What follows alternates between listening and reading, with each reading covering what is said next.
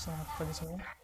Kali ini saya akan menjelaskan materi tentang instalasi dan pengukuran sistem pembumian.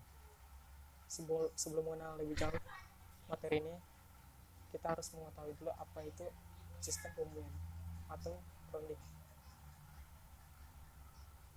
Nah, pembumian atau grounding itu adalah sistem pertahanan yang terpasang pada suatu instalasi listrik yang bekerja untuk menyediakan beda potensial dengan mengalirkan arus sisa dari kebocoran tegangan atau arus dari sembarang petir ke bumi. Cara pemasangan grounding ini dapat menggunakan sebuah elektroda khusus atau batang logam untuk pembumian yang ditanam di bawah tanah. Selanjutnya itu ada fungsi grounding.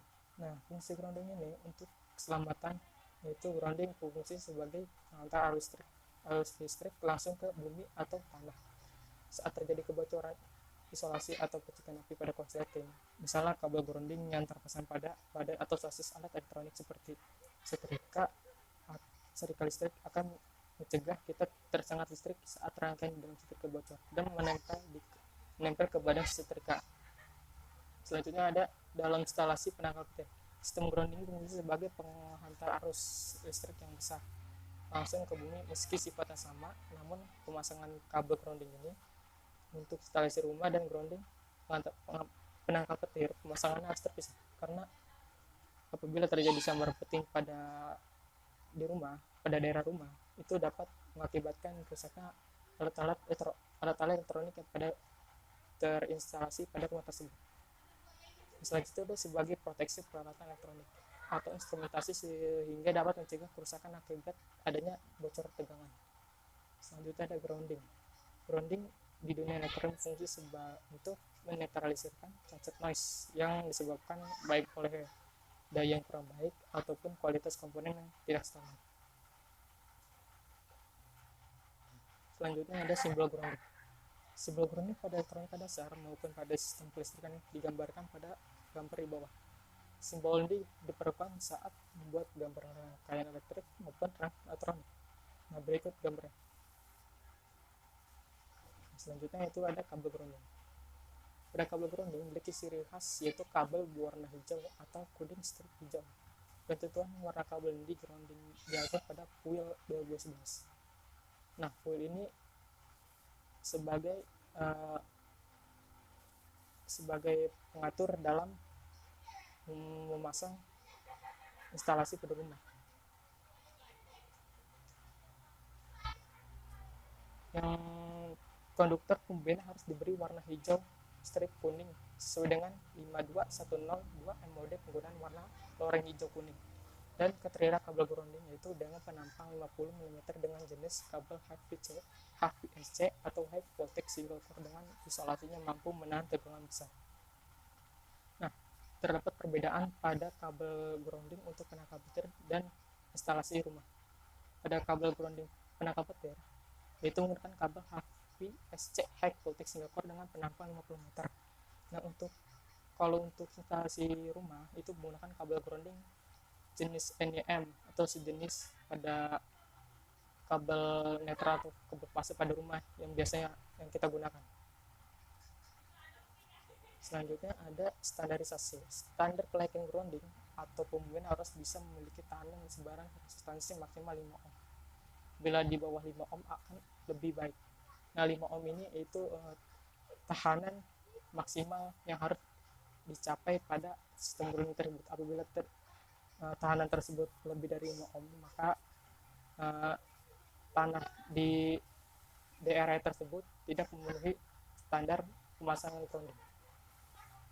Material grounding penangkal petir atau anti petir dapat berupa batang tembaga, lempeng tembaga, atau kerucut tembaga. Semakin luas permukaan material grounding penangkal petir atau anti petir ditanam ke tanah, maka resistansinya akan semakin rendah atau semakin baik.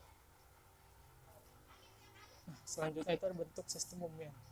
Yang pertama ada single grounding, sistem yang hanya terdiri dari satu buah batang logam yang ditancapkan dengan kedalaman 6 meter untuk daerah yang memiliki tanah yang konduktif, biasanya mudah untuk mendapatkan tahanan sebarang tanah di bawah 5 ohm dengan satu buah ground.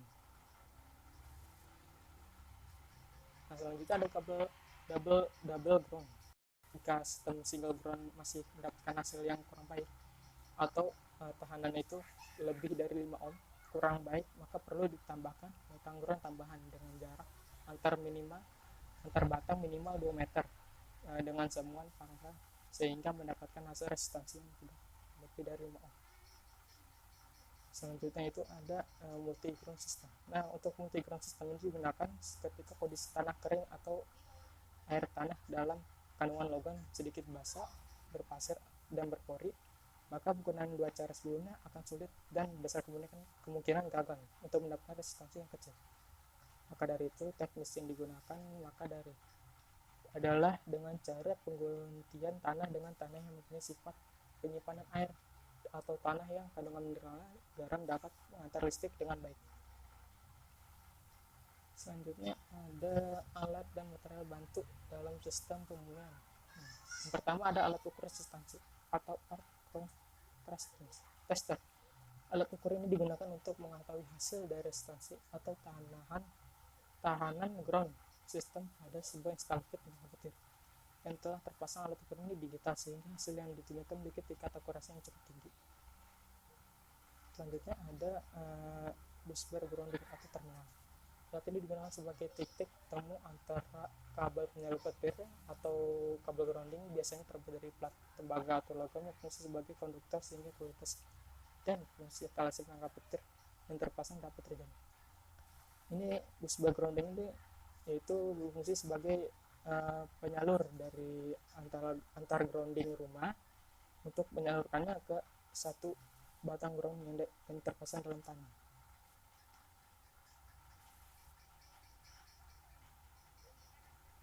Selanjutnya ada copper booster connector. Nah, copper booster connector ini digunakan untuk menyambung antar kabel atau kabel dengan busbar grounding. Biasanya kabel yang disambung pada instalasi penangkap petir adalah kabel ground system, karena kabel penyalur pada penangkap petir tidak boleh terputus atau tidak boleh ada sambungan. Kalau terjadi sambungan yang tidak rapat, itu dapat mengakibatkan resistansi yang tinggi dan itu dapat membahayakan. Setelah kabel tersambung oleh alat ini, tentunya harus diperkuat dengan isolasi sehingga daya rekat kualitas semuanya dapat terjaga dengan baik. Selanjutnya itu ada ground root drilling head. Nah, alat ini berfungsi untuk membantu mempercepat pembuatan grounding suatu instalasi penangkap petir, yaitu dengan cara memasang di bagian bawah copper root atau ground root yang akan dimasukkan ke dalam tanah, sehingga copper root atau ground root tersebut ketika didorong ke dalam tanah akan cepat masuk karena bagian ujung alat ini runcing. Selain itu, alat ini juga dapat menghindari kerusakan copper root ketika dipukul ke dalam tanah, jadi fungsi itu sebagai pelindung di bagian bawah untuk apabila batang ground itu dicecahkan menggunakan palu, jadi tidak ada kebengkokan atau patah pada batang ground tersebut. Selanjutnya itu ada ground root trick head. Nah, alat ini dipasang di bagian atas copper root atau ground root dan berfungsi untuk menghindari kerusakan copper root atau ground root bagian atas yang akan dimasukkan ke dalam tanah. Hal tersebut karena pada saat copper root didorong ke dalam tanah, dengan cara dipukul alat pemukul tersebut tidak akan mengenai copper root dan akan tetap mengenai alat ini. Nah, bagian fungsi root trip ini untuk melindungi bagian atasnya, untuk melindungi bagian atas pada batang ground agar tidak terjadi kebengkokan atau patah pada batang ground tersebut. Selanjutnya ada ground root coupler. Nah, alat ini ketika akan menyambung beberapa segmen copper root atau ground root yang dimasukkan ke dalam tanah, sehingga copper root atau ground root yang masuk ke dalam tanah akan lebih panjang. Misalnya ground root yang masuk ke dalam tanah akan lebih panjang, misalnya ketika kita akan membuat penangkap petir sedalam 12 meter dengan menggunakan copper root, maka alat ini sangat diperlukan karena copper root yang umumnya ada di pasaran paling panjang hanya 4 meter. Selanjutnya ada betonit. Nah, betonit ini lista dari lempung yang mengandung memorylonit dalam dunia perdagangan dan termasuk kelompok detohedral dalam aplikasi grounding system. Betonit digunakan untuk membantu menentukan resistansi untuk tahanan tanah. Betonit digunakan saat pembuatan grounding jika sudah tidak ada cara lain untuk menurunkan nilai resistansi. Nah, fungsi beton ini fungsinya itu apabila di sekitar rumah kita tanahnya itu tidak memenuhi kualitas untuk memasang grounding. Nah, digunakanlah beton itu untuk memperkecil nilai resistansi pada tanah tersebut agar dapat memasang ground pada rumah tersebut. Nah, selanjutnya ada syarat-syarat sistem pertanahan, yaitu tanaman petanahan harus memenuhi syarat yang diinginkan untuk suatu keperluan pemakaian. Yang selanjutnya ada elektroda yang ditanam ke dalam tanah harus bahan konduktor yang baik, tahan korozisi dan cukup kuat. Selanjutnya ada elektroda yang harus mempunyai kontak yang baik dengan tanah sekelilingnya. Selanjutnya ada pentanahan yang harus baik untuk berbagai musim dalam setahun. Nah, itu syarat-syaratnya. Dan ada beberapa variabel yang mempengaruhi sistem pembumian tersebut, yaitu panjang atau kedalaman elektroda. Satu cara yang sangat efektif untuk menurunkan tahanan tanah adalah memperdalam elektroda. Tanah tidak tetap tahanannya dan tidak dapat diprediksi. Maka dari itu, ketika memasang elektroda berada di bawah garis beku atau frosting line ini dilakukan sehingga tahanan tanah tidak akan dipengaruhi oleh pembekuan tanah di sekitarnya. Secara umum, menggandakan panjang elektronik bisa mengurangi tingkat tahanan 40%. Selanjutnya ada diameter elektroda. Menambah diameter elektroda berpengaruh sangat kecil dalam menurunkan tahanan. Misalnya bila diameter elektroda digandakan, maka tahanan grounding sistem hanya menurun sebesar 10%. Jadi lebih baik untuk memperpanjang elektroda daripada menambah diameter elektroda tersebut. Selanjutnya ada jumlah elektroda. Cara lain menurunkan tahanan tanah dengan menggunakan banyak elektroda. Dengan desain ini, lebih dari satu elektroda yang dimasukkan dalam tanah yang dihubungkan secara paralel untuk mendapatkan tahanan yang lebih rendah. Nah, desain grounding sistem pertanahan terdiri atas satu elektroda yang dimasukkan ke dalam tanah. Penggunaan satu elektroda adalah hal yang umum dilakukan dalam pembuatan grounding sistem, bisa ditemukan di luar rumah atau tempat usaha perorangan. Nah, desain ini sangat berpengaruh juga dalam mengatasi nilai resistansi pada tanah tersebut. Nah, aspek yang mempengaruhi sistem pembumian yaitu kadar air. Bila kadar air dangkal atau penghujan, maka nilai tahanan sembarang mudah didapatkan sebab tanah mengandung cukup banyak air sehingga konduktivitas tanah yang akan semakin baik. Selanjutnya ada mineral atau garam. Kandungan mineral tanah sangat mempengaruhi tahanan sembarang resistansi. Semakin banyak logam yang bermineral tinggi, maka tanah semakin mudah mengantarkan listrik. Contoh seperti pantai mempunyai kandungan mineral garam yang sangat tinggi, sangat cocok untuk memasang sistem grounding pada daerah tersebut.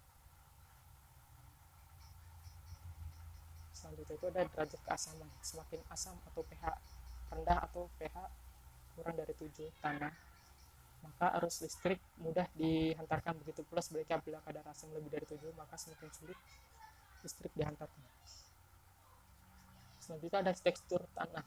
Untuk daerah yang bertekstur pasir dan berpori, maka akan sulit untuk mendapatkan tahanan sebaran yang baik, karena jenis tanah ini air dan mineral akan mudah hanyut ke tanah dan mudah kering. Nah, selanjutnya itu mengukur tahanan grounding menggunakan ground tester. Alat pengukur itu dilengkapi 3 buah lubang konektor, yaitu kabel merah, yaitu kabel C, dihubungkan ke lubang konektor berwarna merah pada alat ukur, dan satunya tongkat besi dan ditancapkan ke dalam tanah dengan jarak antar tongkat besi sekitar 5-10 meter. Nah, kabel kuning atau kabel P dihubungkan pada lubang konektor warna kuning pada alat ukur, dan ujung satunya dihubungkan ke tongkat besi dan ditancapkan pada tanah dengan jarak antar tongkat sekitar 5-10 meter. Yang selanjutnya kabel hijau atau kabel E. Kabel hijau ini dihubungkan dengan lubang konektor pada alat ukur, dan ujung satunya dihubungkan pada kabel ground yang sudah dipasang di dalam tanah.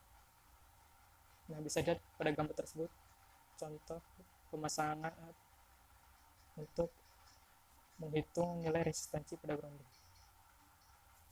Selanjutnya itu ada setelah itu putar selektor pada alat ukur ketika alat ukur kita arahkan pada nilai tertinggi atau skala 100 ohm, lalu tekan tombol tes. Nah, jika jarum ukur belum bergerak dan bergerak dengan sangat kecil, kita ubah lagi selektornya pada skala yang lebih kecil lagi, yaitu 10 ohm. Dan apabila masih bergerak sedikit, ubah skalanya lagi yang lebih kecil lagi, yaitu 1 ohm, untuk mendapatkan pengukuran yang lebih akurat. Nah, untuk pada skala ukur 1 ohm ini, jarum akan bergerak pada angka 2. Maka hasil pengukurannya adalah 2 kali 1 ohm sama dengan 2 ohm. Maka nilai tahanan tersebut memenuhi standar.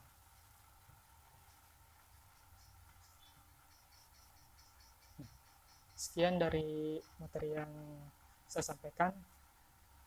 Kurang lebihnya mohon maaf. Assalamualaikum warahmatullahi wabarakatuh.